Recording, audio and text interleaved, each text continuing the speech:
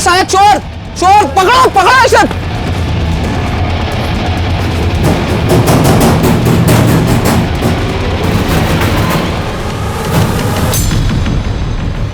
भागो भागो तुम लोग यहाँ से, जल्दी यहाँ से, जल्दी भागो भागो यहाँ से, जाओ यहाँ से, जल्दी जाओ यहाँ से, जल्दी जाओ।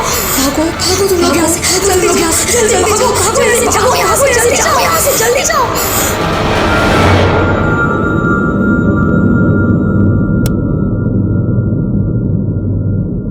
अम्मा बस हुआ अभी, अब हमसे और ना हो पाएगा। तुम जबरन सारी जिम्मेदारी हमारे ऊपर डाल दी हो। कभी हमारे बारे में भी तो सोचो। अभी पढ़ाई तक पूरी नहीं कर पाए, 27 के हो गए लेकिन शादी के बारे में सोच तक नहीं सकते। बस पैसा छापने की मशीन बन के रह गए हैं। अम्मा मनीष बच्चा नहीं रहा अभी, उसकी उम्र में हम सारे घर का जिम्मेदारी उठा लिए थे। अब हमसे उस निकम्मे की जिम्मेदारी नहीं उठाई जाती। पंकज बेटा, हम तुम्हारा तकलीफ समझ रहे हैं, पर तुम भी पुरानी बातों को भूलने का कोशिश करो बेटा। और हम कहाँ तुमको शादी के लिए मना कर रहे हैं, तुम्हारे अलावा उसका कौन है? अम्मा ये सब ज्ञान तुम उस निकम्मे को काहे नहीं देती हो, हमें समझाती रहती हो। अम्मा बस फोन रखिए अभी, हम बाद में फोन करते हैं आपको। अब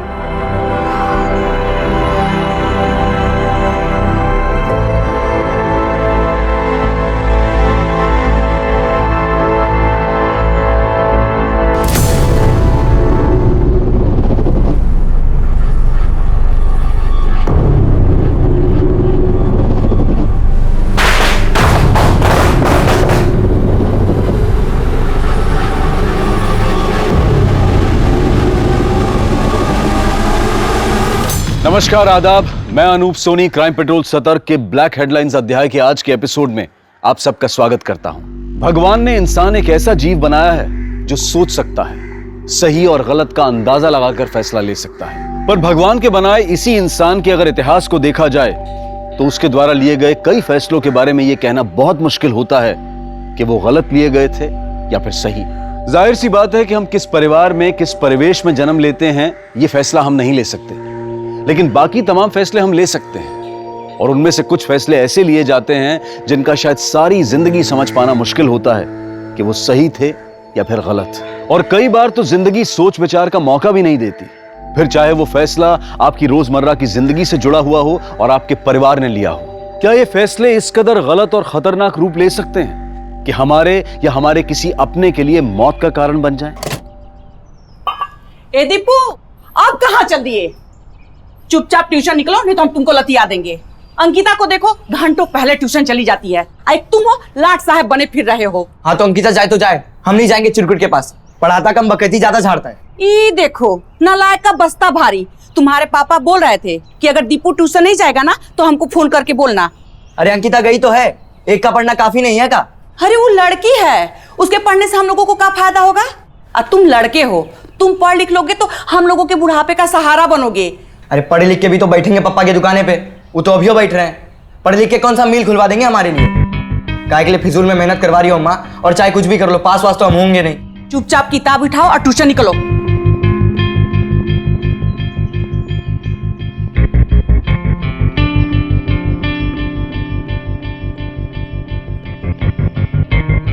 किशोर, किताब का देख रहे हो? ट्यूशन जाओ ना, लेट हो रहा है। कहाँ लेट हो रहा है? 4:30 ही तो बजे, निकल ही रहे थे।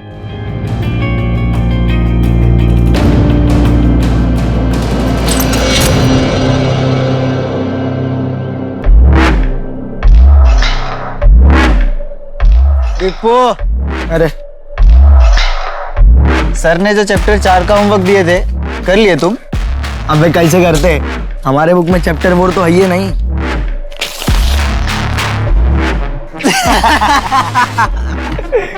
Perpendicular square plus base square.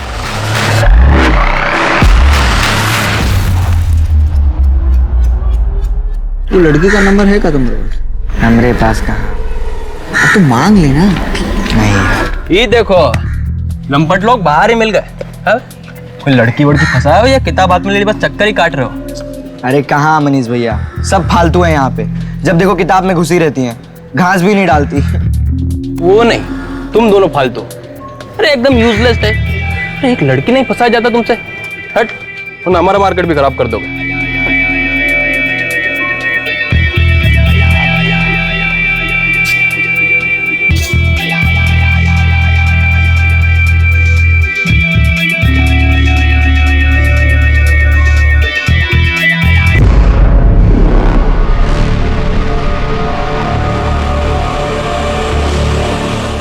तुम यहाँ क्या कर रहे हो बे? चल बाहर निकल। 1000 बार बोला है तुमको ट्यूशन सेंटर पे मत आया करो। अगर ये बंद हो गया ना तो खर्चा चलाना भी मुश्किल हो जाएगा। पहले जिंदगी झंड की हो हमारी, अब और क्या चाहते हो? अरे भैया जिंदगी में एक गलती क्या कर दी है, पूरा जिंदगी भर कोसोगे का? अरे हमें भी यहाँ शौक नहीं आने का, काम था तो आए थे। काम और तुम्हें? हाँ नहीं हो सकता का? 2000 रुपये चाहिए, दे दो। इसको काम नहीं डिमांड कहते हैं। स्कूल जाते तो पता होता तुमको। फिर वही पढ़ाई वढ़ाई का रोना मत रो, पैसे दो और जाने दो, वरना यहीं बच्चों के सामने धरना दे देंगे। 2000 नहीं है हमारे पास।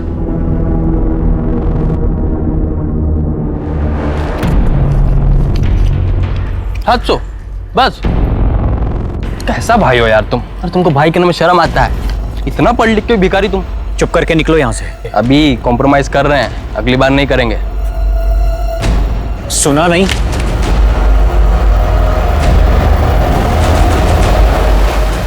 तुम लोग बाग में टहलने निकले हो? हाँ, क्लास में नहीं आओगे। आज बताते हैं तुमको आतिशबाजी किसको कहते हैं। अगर रॉकेट बना के नहीं उड़ाया ना तो कहना। सर, रॉकेट बनाने से पहले जरा सोच लीजिएगा, कहीं रॉकेट के साथ साथ घर का खर्चा भी ना उड़ जाए।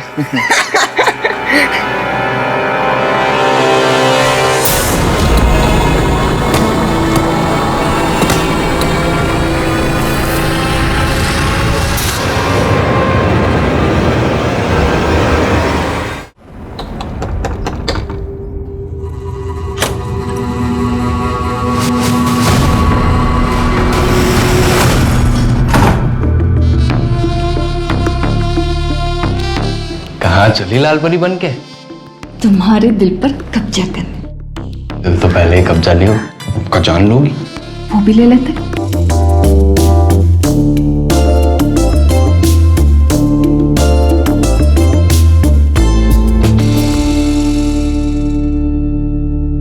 दीपू, किशोर, तुम दोनों को जो चैप्टर 4 का होमवर्क दिए थे वो निकालो। कैसे निकाले सर, जब किए ही नहीं है? काहे नहीं किए? हम किताब खोलकर देखे तो चैप्टर पर फटा हुआ था हमारी किताब में। अच्छा, और तुम? सर हम किए थे, पर हमारी अम्मा है ना, हमारी अम्मा ने हमारे नोटबुक से होमवर्क फाड़कर उसमें रोटी बांधकर पापा को दे दी। अब हम क्या करते? ये चुटकुले सुनाना बंद करो और आगे आकर हाथ ऊपर करके खड़े हो जाओ। चलो आओ। अब ये तो नाइंसाफी है ना सर। अब होमवर्क आपकी मर्जी का था तो सजा तो हमारी मर्जी की होनी चाहिए। हम एक काम करते हैं, हम क्लास के बाहर चले जाते हैं। बेस्ट। सर, हे रुको, चुप करके अपनी जगह पर बैठो। बहुत होगी तुम दोनों की बदतमीजी, वरना आज ही तुम्हारे माँ बाप को बता देंगे। ये दोनों क्लास में आते नहीं है और आते हैं तो ऊपर से बदतमीजी करते हैं। बोल दो, इसमें आप ही का नुकसान है। आज जेब से कम 700 रुपए तो निकले, अगली बार 7 रुपए भी नहीं निकलेंगे। दीपू, माफी मांगो सर से। गुरु भगवान के समान होता है ना। तुम तो चुप ही रहो, तुम्हारी वजह से हमको भी पढ़ना पड़ता है। हम तो चले। चल किशोर। Bye sir.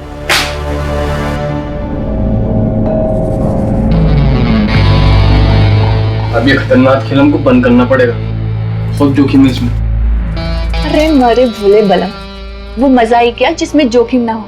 अच्छा, और ये मजा किसी दिन सजा ना बन जाए। अरे दिन भर हमारी आंखों के सामने रहती हो तुम, काम धाम पे तो मन लगता नहीं हमारा। भैया को पैसे की जरूरत, कहाँ से ला के दे? हम तो अपना फोन तक रिचार्ज नहीं करा पाते। कल कितना दिल करा था तुमसे बात करने का, क्या करें? रुको जरा। अरे क्या कर रही हो तुम? हमें नहीं चाहिए।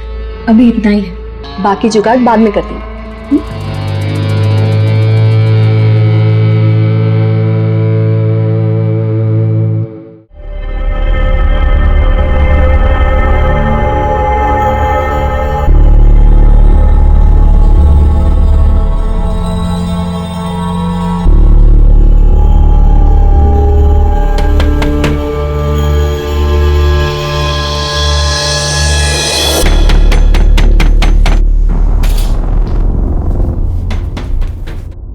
नहीं दे रहा है? आ रहे हैं क्या? मंदिर का घंटा उठा जो बजा जा रहे हो? उड़ के आए दरवाजा खोलने। अरे बात का है, काहे इतने गर्म हो रहे हो तुम? गर्म काहे नहीं हो? 3 महीना हो गया तुम्हारे इस कामचोर भाई को यहाँ पे रहते हुए, अभी भी मेहमान बना पड़ा हुआ है। बर्तन देखो कैसा जूठा पड़ा हुआ है, घर देखो कैसा एकदम अस्त पड़ा हुआ है। इसको कुछ मतलब ही नहीं है। आज से या तो किराया देगा या तो घर से बाहर जाएगा। आधा किराया दे रहे हैं तुमको। आधा किराया क्या होता है? 3 आदमी रहता ना यहाँ पे, तो किराया भी 3 आदमी बटेगा बस। काहे चिल्ला रहे हो? अरे फुल वॉल्यूम में भी हमको कमेंट नहीं सुनाई दे रहा है। देख लो तेवर, देखो लाट साहब के। आज बर्तन धोने का बारिश का था ना, फिर भी बर्तन जूठा पड़ा हुआ है। हिंदी तो ठीक से आता नहीं है, अंग्रेजी में कमेंट्री सुन रहे हैं। चलो उठो उठो, नहीं तो लतिया देंगे। अम्मा अगर हमको तुम्हारा ध्यान रखने को बोली है तो तुम्हें भी यहाँ काम करने के लिए भेजी है, ऐसे बड़े बड़े बिस्तर तोड़ने को नहीं। पहले ही हमारी जिंदगी खराब की है तुम, ऊपर से तुम्हारा किराया भर रहे हैं, तुम्हारा पेट भर रहे हैं। अब साला जान लोगे क्या हमरी? देख लो कैसे अभी भी सोच की तरह बैठा हुआ है। काम का ना काज का, दुश्मन अनाज का साला। गाली किसको दिए बे? तुम्हारे बाप का खाते का हम। अरे बाप का बच्चा बोल रहा तू। अरे संदीप, अरे छोड़ो उसको बना। अरे नहीं, इसका जबान बहुत चल रहा है। अरे संदीप शॉट।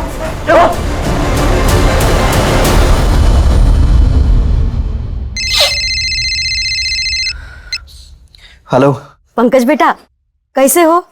खाना खाए? खाना मार खाए हैं तुम्हारे स्लाट साहब के चक्कर में। अम्मा तुम अभी फोन रखो, हम इसको इंसाफ दिलाते हैं। साला कैसा बड़ा भाई हो बे तुम? ये तुम्हारा रूममेट तुम्हारे सामने हमको पीट रहा है और तुम हमारी चुगली कर रहे हो। अरे तू ऐसे बड़ा भाई पे। अभी तुम हम पे थूक रहे हो, हम पे थूक रहे हो तुम। साला औकात देखा है अपना, साला हमारा जिंदगी बर्बाद की है। और मत भूलो, तुम्हारे खाने से लेके तुम्हारी चड्डी तक का खर्चा हम उठा रहे हैं और हम पे थूकोगे तुम। तुम तीनों अभी का अभी अपना सारा बोरिया बिस्तर बांधो और निकलो यहाँ से। रूम खाली चाहिए अभी का अभी। पर पांडे सर हुआ कहाँ है? हुआ कहाँ है ये हमसे पूछ रहे हो? ये साला रोज रोज का तुम्हारा झगड़ा परेशान करके रख दिया हमें। और ये आज विंडो का कांच तोड़ दिए। 15 मिनट का टाइम दे रहे हो तुम्हें। ए जी सुनते हो? क्या है? सुनो ना जरा। हाँ बोलो। घर खाली रहेगा, दूसरे किराएदार आने में टाइम लगेगा, पैसों का नुकसान तो हमारा ही होगा ना। रहने दो ना उन्हें। चुप रहो, सिखाया तुम्हें नफा नुकसान?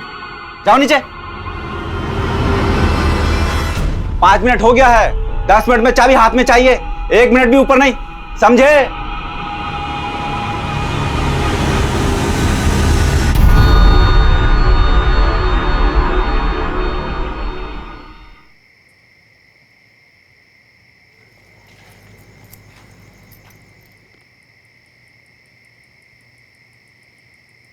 पापा, आप जो सर को घर से निकाले हो, इस बात का बदला वो हमसे ट्यूशन में लेगा। हम जाएंगे नहीं इसके ट्यूशन में पढ़ने। चुप रहो, ज्यादा खोपड़ी मत दौड़ाओ, जाओ अंदर।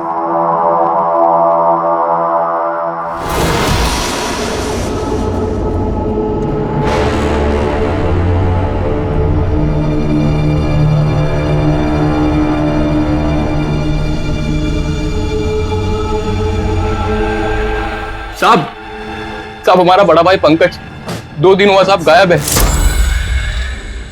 बैठो, क्या हुआ? साहब उसका फोन भी बंद आ रहा है, हम सब जगह खोजे, वो कहीं नहीं मिल रहा।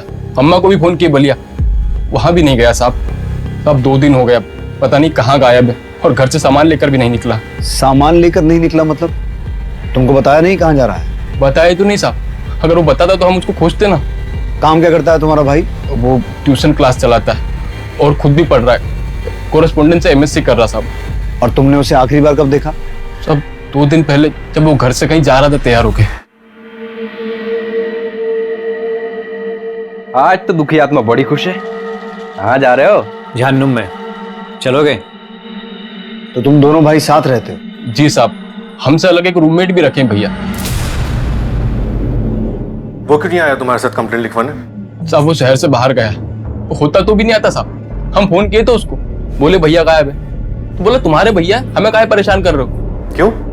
ऐसा क्यों कहा उसने? साहब वो सुरेश थोड़ा ऐसे आदमी, 24 घंटे खोपड़ी गर्म रहता है उसका। वो भैया से भी उसका ताना तानी चलता रहता है, पता नहीं किस बात से भैया से वो खुन्नस खाए रहता है। पंकज और सुरेश के बीच में तनातनी किस बात को लेकर थी? तनातनी का तो मालूम नहीं साहब, पर सुरेश भैया पे खूब किलपता था, जैसे भैया उसको जमीन छीन ली हो।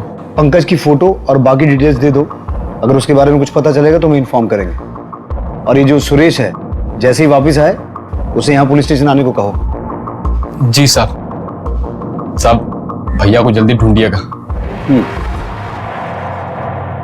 अजीब बात है सर, इसका भाई गायब हुआ है, लेकिन परेशान या दुखी होने की बजाय ये घबराया हुआ ज्यादा दिख रहा है। देखते हैं इसकी घबराहट का क्या रीजन है, लेकिन सबसे पहले पंकज की डिटेल्स सभी पुलिस स्टेशन में शेयर करो।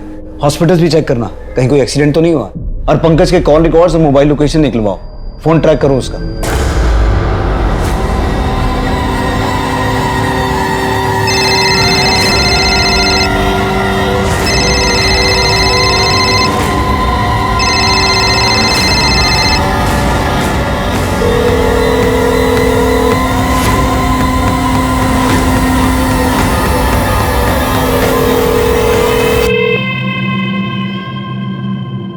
अम्मा, अरे अम्मा हम गए थे पुलिस स्टेशन। अम्मा जरा 1 मिनट रुकोगी? ये सुरेश कहाँ है? फोन क्यों नहीं उठा रहा वो हमारा? पता नहीं कहाँ है। तुमको कुछ पता भी रहता है? दिन भर बैठे बैठे ऊँगते रहते हो यहाँ। पंकज मिश्रा एक छोटे शहर का साधारण सा लड़का मैथ्स की ट्यूशन चलाकर जैसे तैसे अपना गुजारा कर रहा था। यह साधारण सा दिखने वाला लड़का अचानक एक दिन रहस्यमय तरीके से गायब हो जाता है। पुलिस उसकी तलाश में हर जगह, hospital, railway station, bus depot पूछताछ करती है, लेकिन कहीं से पंकज की कोई खबर नहीं मिलती। पुलिस पंकज मिश्रा का फोन ट्रैक कर रही थी, लेकिन गायब होने के बाद से ही उसका फोन स्विच ऑफ आ रहा था। पर 2 दिन बाद पुलिस को एक बड़ी कामयाबी मिली। भैया सुनिएगा, ये फोन बेचने का है और थोड़ा सा जल्दी कर दीजिएगा, हमें निकलना है। सर, पंकज के फोन के बारे में एक इंपॉर्टेंट इन्फॉर्मेशन हाथ लगी। उसका फोन थोड़ी देर पहले स्विच ऑन हुआ था। किसी ट्रक के क्लीनर ने उसे बेचने की कोशिश की थी। उस क्लीनर को पकड़ लिया गया है और उसे यहाँ क्वेश्चनिंग के लिए लाया जा रहा है। चल बोल भाई, क्या मजबूरी थी? क्यों बेच रहा था फोन? साहब वो हमको, क्योंकि वो फोन तेरा नहीं था, पंकज मिश्रा का था, और हम उसके फोन का IMEI नंबर ट्रैक कर रहे थे। अब ये बता, फोन मिला कहाँ से? साहब हम तो माल दे के आ रहे थे साहब। साहब हम ट्रक के पीछे सोए हुए थे, हमें पेशाब लगा तो हम उस्ताद को बोले गाड़ी रोकने के लिए। जब हल्के होके निकले तो ये फोन ट्रक के पीछे भरा हुआ था। कहाँ रोका था ट्रक?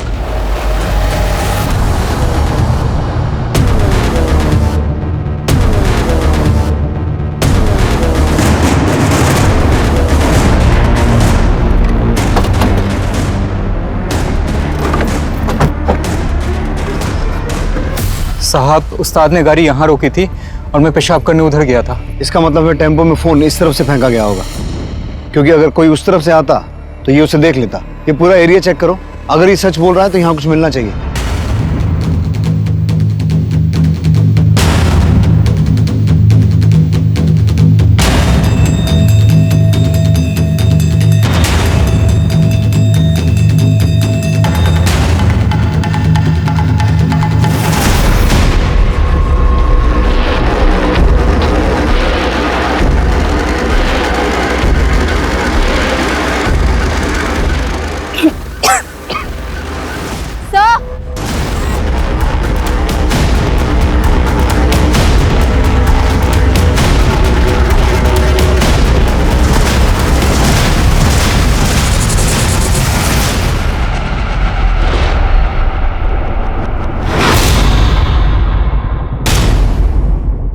आंखें निकाली गई हैं सर, और बॉडी काफी सड़ चुकी है। पंकज ही लग रहा है।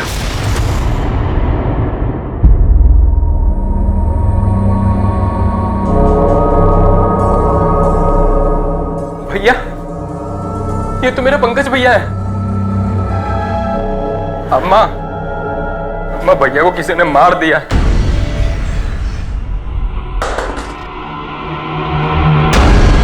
इसका मर्डर बहुत बेरहमी से किया गया है। एक आदमी ने इसके पैर पकड़े हैं और दूसरे ने छाती में चढ़कर से गला काट दिया।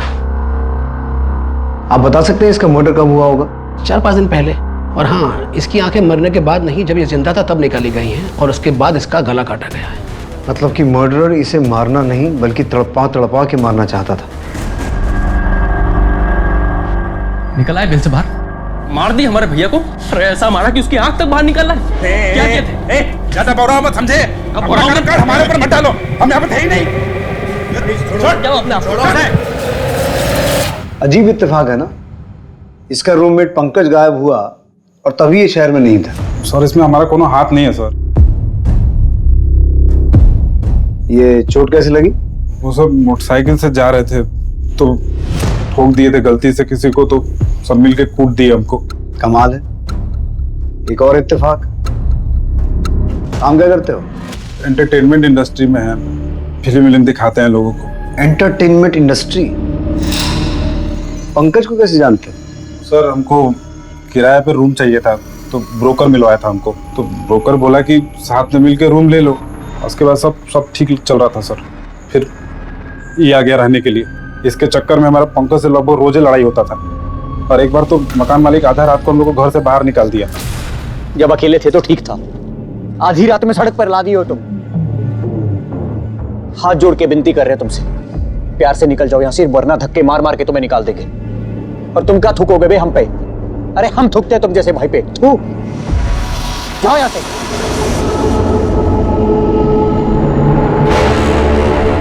और तुम ये चाहते हो कि हम तुम्हारी कहानी पे विश्वास कर लें?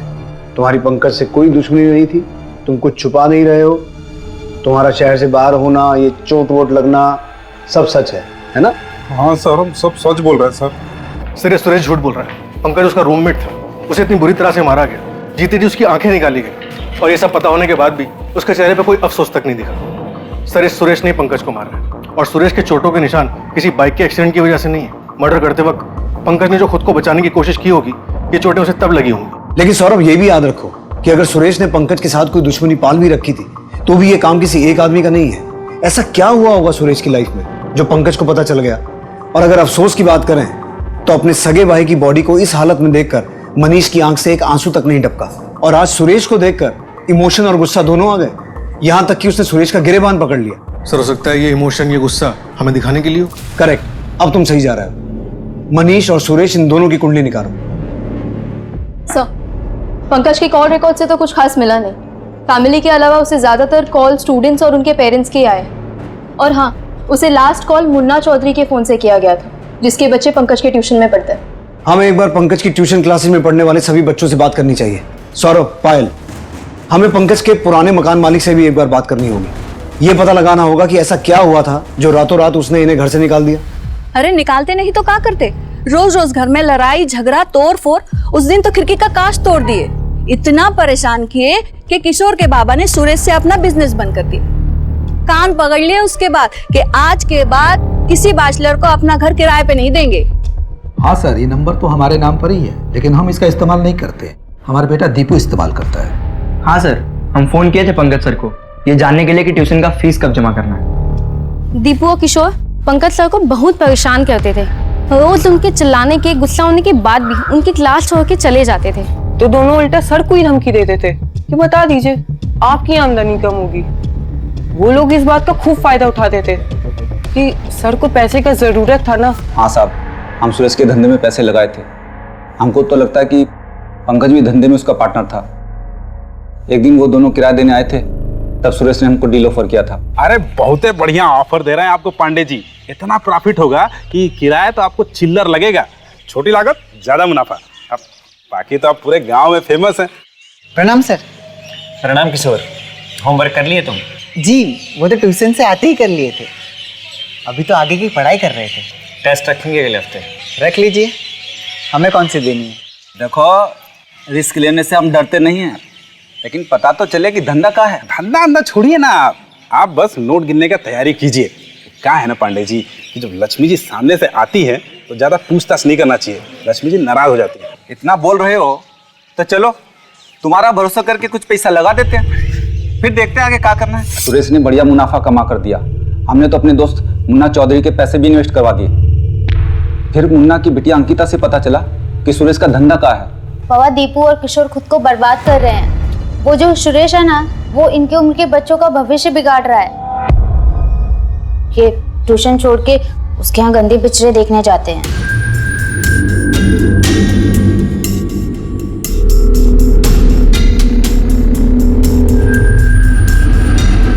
और सुरेश, कुछ नया वया लाए हो मार्केट में या फिर वही पुराने वाले से खेल रहे हो? बेटा, आज खेल भी नया है और पैसा भी। मालो लाए हो कि नहीं? छुट्टे रखो सुरेश भैया, मजे करो। पढ़ाई लिखाई पे तो तुम्हारा दिमाग लगता नहीं, फालतू चीज में तुम्हारा दिमाग बहुत तेज चलता है। फालतू चीज में जब हमें पता चला कि सुरेश हमारे ही पैसे से हमारे बच्चे का जीवन बर्बाद करने का धंधा कर रहा है, तो हमने बिजनेस से हाथ खींच लिए और उसे घर से बाहर निकाल दिया।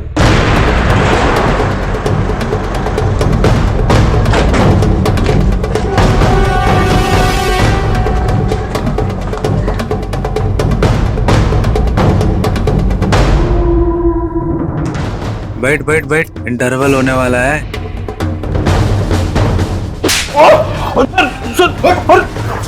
ऐसे हमारी फिल्म बनाता नहीं तो। सर बता रहे, सब बता रहे। हम लड़का लोग के स्कूल के बाहर वो ब्लू फिल्म पार्लर चलाते हैं। पंकज को तेरे इस बिजनेस के बारे में पता था? सर अब कुछ नहीं किया सर, हम सच कह रहे हैं सर। जो पूछा है उसका जवाब दे। पंकज को तेरे इस बिजनेस के बारे में पता था? हाँ सर पता था। पैसे का जरूरत तो तुमको है, और हम जो बिजनेस बता रहे हैं ना तुमको, उसमें कम लागत है और बढ़िया मुनाफा है। इसलिए कह रहे हैं थोड़ा सा पैसा मिलाओ और नोट छापो, और उसके बाद वो जो तुम्हारा कामचोर भाई है उसका कोनो टेंशन लेने का जरूरत नहीं पड़ेगा, और अपना जिंदगी अपना मर्जी से जियोगे तुम। तूने उसे डील समझाई और उसने तुझे धमकी दी कि तेरे अवैध धंधे के बारे में पुलिस में रिपोर्ट कर देगा। हम जानते हैं सुरेश, पिछले 12 साल में 12 धंधे कर चुका है, सब में लॉस हुआ है तुझे। यह अकेला बिजनेस था जिसमें तुझे फायदा हुआ, जो पंकज की वजह से खतरे में था। इसीलिए तूने पंकज का मर्डर किया और उसे सबक सिखाने के लिए जीते जी उसकी आंखें निकाली। और हमें पता है यह काम तूने अकेले नहीं किया, कोई शामिल था तेरे साथ। बोल कौन था वो? बोल। नहीं सर, ऐसा कुछ नहीं हुआ था सर। कौन धमकियों के दिया था वो हमको? सौरभ, पंकज को पैसों की जरूरत तो थी, हो सकता है उसने इन्वेस्ट किया हो और बाद में बिजनेस की किसी बात को लेकर झगड़ा हो गया हो। पंकज की बैंक डिटेल्स चेक करो, अगर प्रॉफिट हुआ होगा तो सामने आ जाएगा, और हो सकता है उससे पंकज के मर्डर का सच भी सामने आ जाए।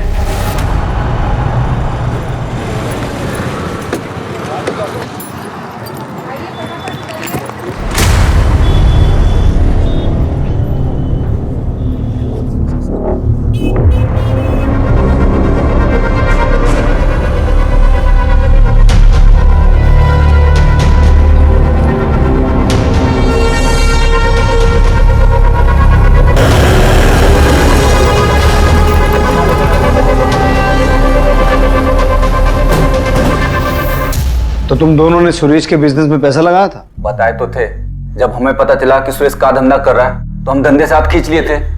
सर अंकिता से जब हमको पता चला कि मुनाफे के लालच में सुरेश जो हमारे बच्चों के साथ उनका जिंदगी बर्बाद कर रहा है, उनका भविष्य बर्बाद कर रहा है, तो हम दोनों ने उसके धंधे से अपना पैसा वापस ले लिया। अच्छा मुनाफा कमाया तुम दोनों ने, लेकिन जब ये बात पंकज को पता चल गई तो वो तुम्हारे लिए मुसीबत बन गया। इसलिए तुम दोनों ने सुरेश के साथ मिलकर उसे रास्ते से हटा दिया। पर पंकज ऐसा क्या जानता था, क्या देखा उसने जो तुम लोगों ने उसकी आंखें निकाल ली, वो भी उसके जिंदा रहते? नहीं साहब, हम ऐसा कुछ नहीं किए। नहीं सर, ऐसा कुछ नहीं हुआ। हो सकता है कि ये लोग अपने लिए कोई खास फिल्म बना रहे हो, और वो खास फिल्म बनाते हुए पंकज ने देख लिया, और इसीलिए इन लोगों ने पंकज की आंखें निकलवा ली। कहाँ चल रहा है? पुलिस वाले होंगे आप, हम भी कोई फालतू आदमी नहीं है। देखिए सर, बिना वजह हम लोग को उलझाइए मत, नहीं तो जो आपका वर्दी है ना वो खतरे में पड़ जाएगा। तो भी ठीक, अब जब वर्दी खतरे में पड़ ही जाएगा तो क्यों ना तुम लोगों को सबक ही सिखा दे।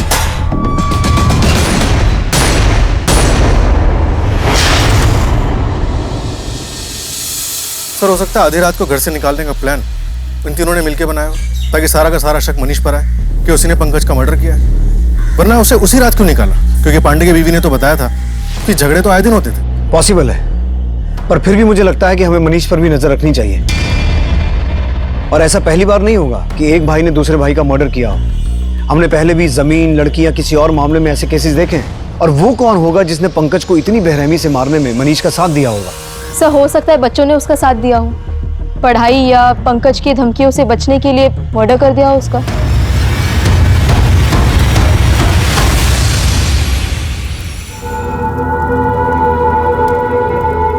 जहां एक तरफ पंकज के घर वाले पंकज की मौत का शोक मना रहे थे, वहीं दूसरी तरफ पंकज के कत्ल के संदिग्ध सुरेश झा, दीपक पांडे और मुन्ना चौधरी बेल पर पुलिस की रिमांड से बाहर आए। पुलिस के पास पंकज मिश्रा के कत्ल के मकसद और संदिग्धों की एक लंबी लिस्ट थी। पंकज का भाई मनीष मिश्रा अहम संदिग्ध था।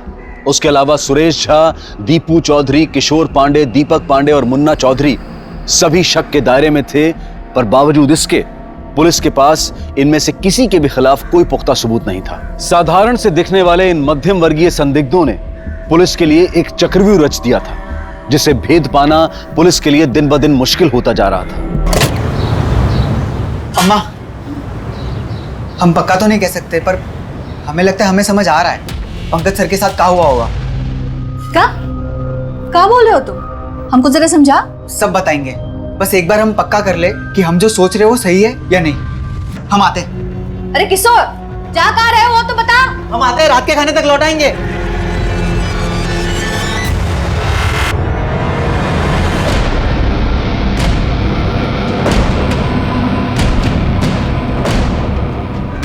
साहब इतना बोल के किशोर जो घर से निकला लौटा ही नहीं। बोल रहा था पंकज सर के बारे में कुछ जानता है। हमें बहुत डर लग रहा है साहब, पता नहीं हमारा बच्चा कहाँ होगा, किस हाल में होगा। हमारे बच्चे को ढूंढ निकालिए साहब। देखिए हम पूरी कोशिश करेंगे, जैसे कुछ पता चलेगा आपको इन्फॉर्म करेंगे। साहब हमारे बच्चे को ढूंढ निकालिए, पता नहीं हमारा बच्चा कहाँ होगा। ये केस तो सॉल्व होने की बजाय उल्टा उलझता जा रहा है। पहले पंकज गायब होता है, उसका मर्डर होता है, फिर किशोर गायब होता है, जिसके पास पंकज के बारे में कुछ इन्फॉर्मेशन थी और जिसके बारे में हम सोच रहे थे कि वो पंकज के मर्डर में इन्वॉल्व हो सकता है। सर मैंने इंक्वायरी की है, ये बात सच है कि किशोर और दीपू पंकज को परेशान करते थे, क्लास बंद करते थे, उसे धमकी देते थे, उसका मजाक उड़ाते थे, लेकिन मुझे नहीं लगता कि इस बात की वजह से वो उसका मर्डर कर सकता है। मुझे लगता है हमें पंकज की ट्यूशन क्लासेस के बच्चों से एक बार फिर बात करनी चाहिए। हो सकता है किशोर जो बात अपनी माँ को बताने वाला था वो ट्यूशन क्लासेस के किसी बच्चे को बताई हो। पंकज सर के लिए तो किशोर ने कभी कुछ नहीं कहा, लेकिन हाँ इतना मालूम है कि वो अंकिता को बहुत पसंद करता है। खाली अंकिता को क्या मैडम, वो तो हम पे भी बहुत लाइन मारता है। देख तुम्हारी भाभी। कौन कहेगा ये स्कूल के बच्चे आज फिर बैठे हमें ताकने। कॉलेज से आते हैं तो लेट काहे हो गया? तुम ज्यादा उड़ो मत, अपने काम से काम रखो। अरे तुमको निहारना ही तो काम है हमारा। ट्यूशन भी हम तुम्हें देखने ही तो आते हैं, पर वो साला चिरकुट है ना, वो चिल्लाता बहुत है, इसलिए हम आइडिया लगाए कि अब से हम तुम्हारे कॉलेज के बाहर आएंगे तुम्हें देखने के लिए। हमारे छोटे भाई के दोस्त ना होते ना तो ऐसा थप्पड़ मारते ना कि यहीं फफल जाते। किशोर तुम्हारा बेस्ट फ्रेंड है ना? हाँ एकदम जिगरी। फिर तो तुम्हारे जिगरी ने तुम्हें ये भी जरूर बताया होगा कि वो तुम्हारे पंकज सर के बारे में क्या जानता है। कुछ बताया तो नहीं, पर जिस दिन गायब हुआ उस दिन कुछ बताने आ तो रहा था, पर वो आया नहीं। हम बहुत इंतजार किए उसका। वो तो तुम्हें सब बताता है ना, फिर तो ये बात भी बताई होगी कि वो तुम्हारी बहन अंकिता को पसंद करता है। क्या? नहीं, वो कभी बताया नहीं हमको। और तुम काहे नहीं बताई हमको?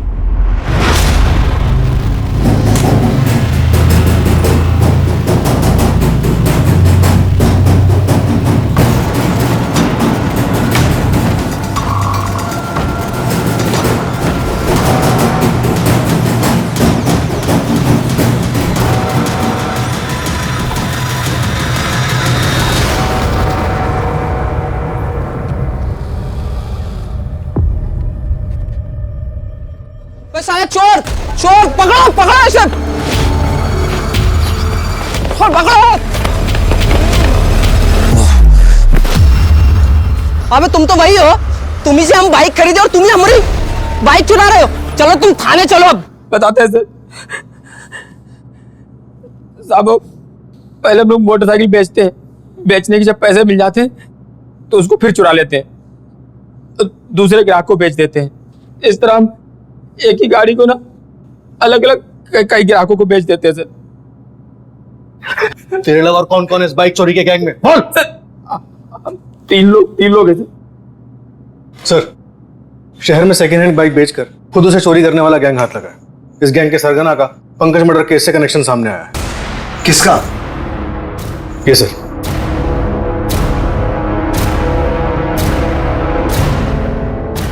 रुकिए तो बताइए तो इसने किया क्या है? बाइक चुराता है ये, बाइक चोरी के गैंग से जुड़ा हुआ है।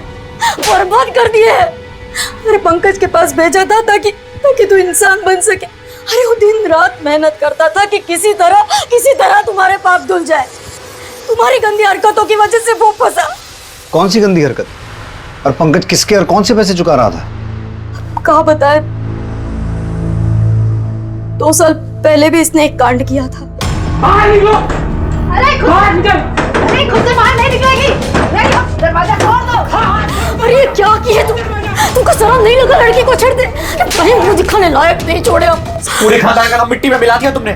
ये लोग हमको जान से मार डालेंगे, हमको जेल में डाल डालेंगे, अम्मा हमारी जिंदगी बर्बाद हो जाएगी। भैया हमको बचा लो, आपके आगे हाथ जोड़ते हैं हम। मार तोड़ देंगे तुमको। पंकज देख तू बड़ा भाई है। हाँ इससे तो हमें कोई उम्मीद ही नहीं है। बेटा तू इसको लेकर निकल। अरे ये है राक्षस जैसी औलाद पैदा करने वाली महारानी।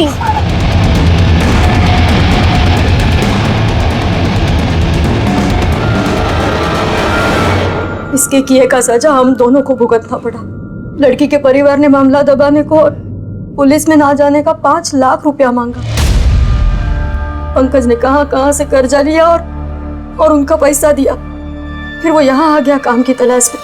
तब से अब तक पाई जोड़कर वो इसका कर्जा उतार रहा था। लेकिन इसको शर्म नहीं आया।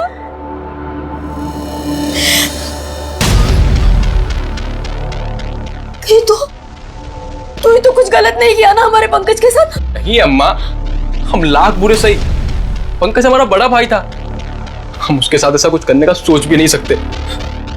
बाइक चोरी का धंधा भी हम इसलिए कि भैया का हाथ बटा सकेंगे। चल तेरी अच्छाई थाने में चल के देखेंगे। चल। साहब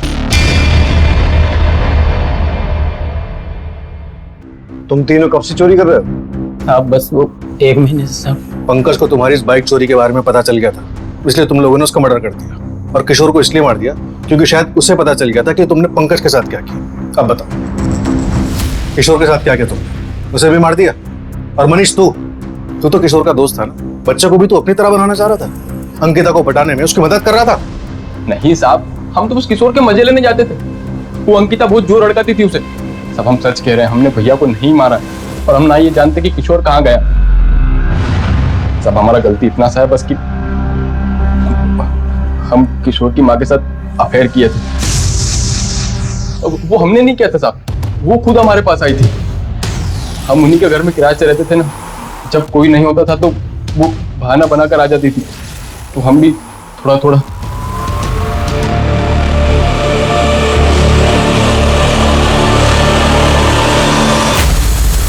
सर ये तो इस केस में नया ही एंगल जुड़ गया। सर क्या ऐसा हो सकता है कि पंकज के मर्डर और किशोर के गायब होने के पीछे मनीष और शालिनी का ही अफेयर रीजन हो?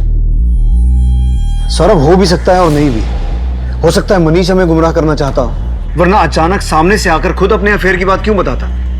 और अगर पांडे को उनके अफेयर की बात पता चल गई थी तो वो पंकज को इतने बुरे तरीके से मारने और अपने खुद के बेटे को गायब करवाने की बजाय मनीष और शालिनी को मारता।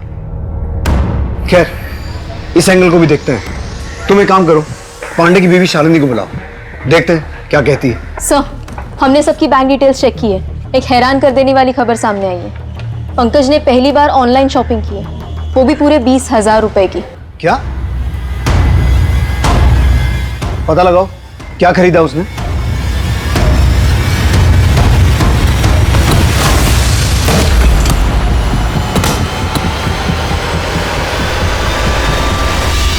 ये क्या बोल रहे हैं आप लोग?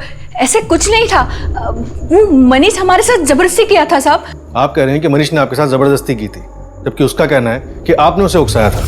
मनीष सब बक चुका है। किशोर को आपके और मनीष के अफेयर के बारे में पता चल गया था, इसलिए आप दोनों ने मिलकर उसे अपने रास्ते से हटा दिया। किशोर को कुछ मालूम नहीं था, उल्टा वो तो मनीष को पसंद करता था, उसके जैसे बनने की कोशिश करता था। हमने कुछ नहीं किया साहब, हम काहे मारेंगे? कारण है आपका और मनीष का रिश्ता। प्यार और वासना में फंसकर लोग बड़े से बड़ा जुर्म कर सकते हैं, और ये मैं ऐसे ही नहीं अपने एक्सपीरियंस से बोल रहा हूं।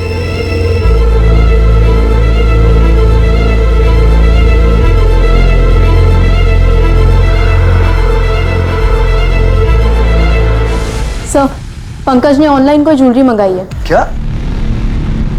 उसकी माँ तो कह रही थी कि पंकज पाई पाई जोड़कर कर्जा उतार रहा था। शादी प्यार मोहब्बत, इसके लिए ना तो टाइम था ना ही पैसा। डिलीवरी ट्रैक की? जी सर, ऑलरेडी ट्रांजिट में है। कल सुबह तक उसके घर पे डिलीवरी हो जानी चाहिए। पंकज की माँ को इन्फॉर्म करो, जैसे ही वो पार्सल उनके घर पे आए उसे पुलिस स्टेशन लेकर आए। ये पंकज मिश्रा घर है? जी। आप कौन? मैं उसकी माँ हूँ। उनका पार्सल है, पैसे ऑनलाइन पे हो गया।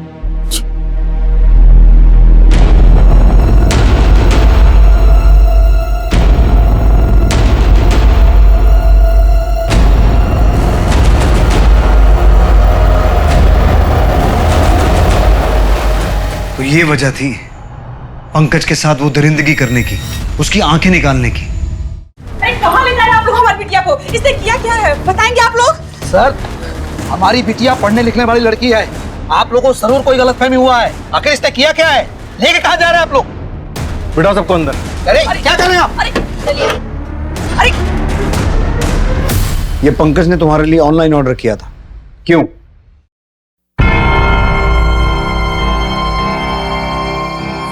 सर, हम दोनों एक दूसरे को बहुत प्यार करते थे। अगले हफ्ते हमारा बर्थडे है, हमारे बर्थडे पे सरप्राइज गिफ्ट देने के लिए खरीदे होंगे। वो हमको एक बार बोले भी थे कि हमारे लिए कुछ खास गिफ्ट खरीदे। इतनी सी बात पूछने के लिए आप पूरे मोहल्ले में हमारा तमाशा बना दिया। अरे इतना बात तो आप वहां भी पूछ सकते थे ना। अब तो आपको पता चल गया कि इसने कुछ नहीं किया, अब तो हम जा सकते हैं ना। चलो अंकिता। बस कीजिए। और कितना नाटक करेंगे आप लोग? यही लोग मारे हैं पंकज को। ये तीनों मिलके मर्डर किए उनका। हम दोनों एक दूसरे को बहुत प्यार करते थे। हम कहीं मिल नहीं सकते थे, हम कहीं बात नहीं कर सकते थे, इसीलिए हम हर रोज 2 घंटे पहले ट्यूशन चले जाते थे, सबसे पहले।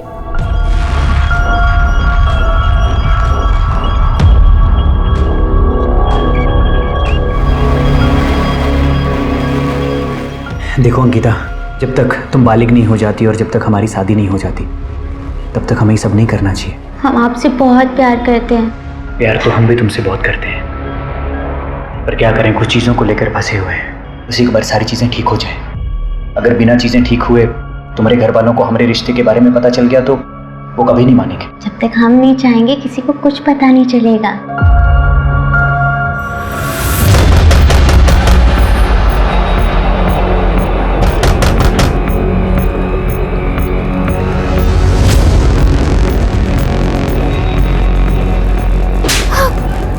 चुपचाप घर चल।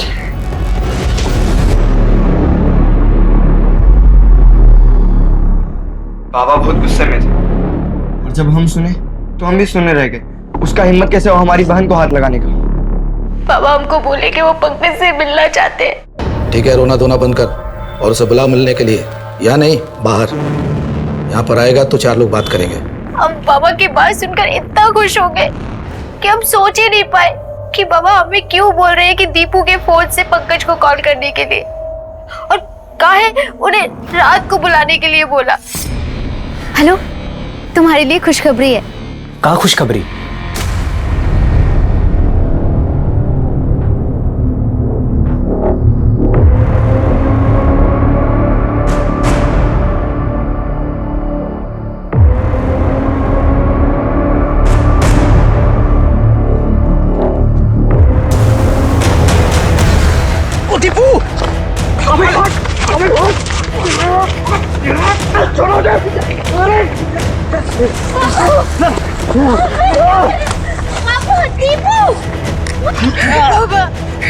बाबा प्लीज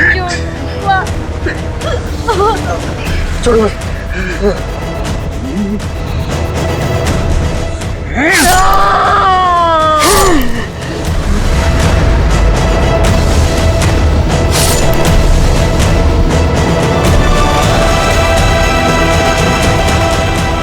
किशोर के साथ क्या हुआ? उसे क्या पता था? साले, तुम हमारे दोस्त हो क्या हमारी बहन को छेड़ोगे? बेटा सुधर जाओ, नहीं तो रगड़े जाओगे। और तुम जानते हो अंकिता के आसपास भी कोई दिखा ना, हम उसे जिंदा गाड़ देंगे। खाली बोल नहीं रहे, कर भी देंगे, समझे? तो तुमने उस दिन झूठ कहा था कि तुम्हें नहीं पता कि किशोर अंकिता को पसंद करता है। हाँ। और ये भी झूठ था कि जिस दिन किशोर गायब हुआ वो तुम्हारे घर पहुंचा नहीं। हाँ, क्योंकि वो आया था और पूछ रहा था हमसे कि अंकिता के आसपास अगर कोई दिखा तो हम उसे जिंदा कर देंगे। ये बात कितनी सच है? और वो हमसे ये भी पूछ रहा था कि पंकज सर को कहीं हम ही तो गायब नहीं किए। लेकिन हम दोनों को बात करते हुए हमारी अम्मा सुन लेती है और अम्मा घबरा गई कि कहीं ये बात जाके वो पुलिस को ना बता दे। अरे दीपू, अरे हमको छोड़ दो, हमने कुछ दीपू, अरे अरे क्या कर रहे हो? अरे दीपू, दीपू, दीपू, दीपू, दीपू, दीपू। घबराहट में हम बक्से में तो उसको बंद कर दिए। उसके बाद से हमको कुछ सूझ ही नहीं रहा था, पर इतना हम समझ गए थे कि उसको जाने नहीं देना है।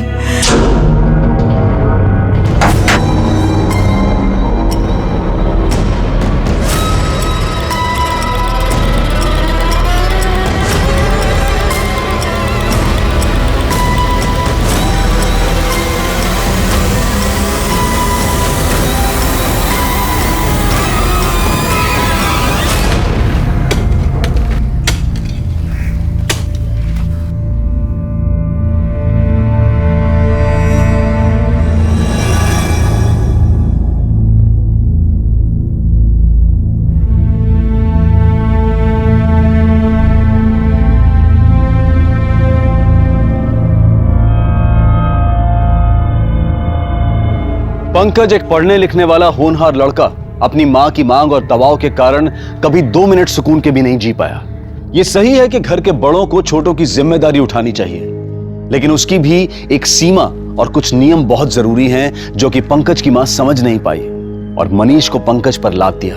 इससे अच्छा तो यह होता कि वो इतना दबाव मनीष पर बनाती जिससे वो खुद अपने जीवन की अहमियत समझता और उसे सफल बनाने की ओर ध्यान देता, बजाय आवारागर्दी और जुर्म की तरफ जाने के। अगर हर फैसला इस कदर सही होता तो हालात अलग होते। जैसे पंकज ने एक थोपा हुआ फैसला लिया कि वो मनीष की ज्यादतियां सहेगा और एक नाबालिग लड़की अंकिता से संबंध बनाए। जैसे मुन्ना चौधरी ने फैसला लिया कि गैर बिरादरी का गरीब लड़का उनका दामाद कभी नहीं हो सकता।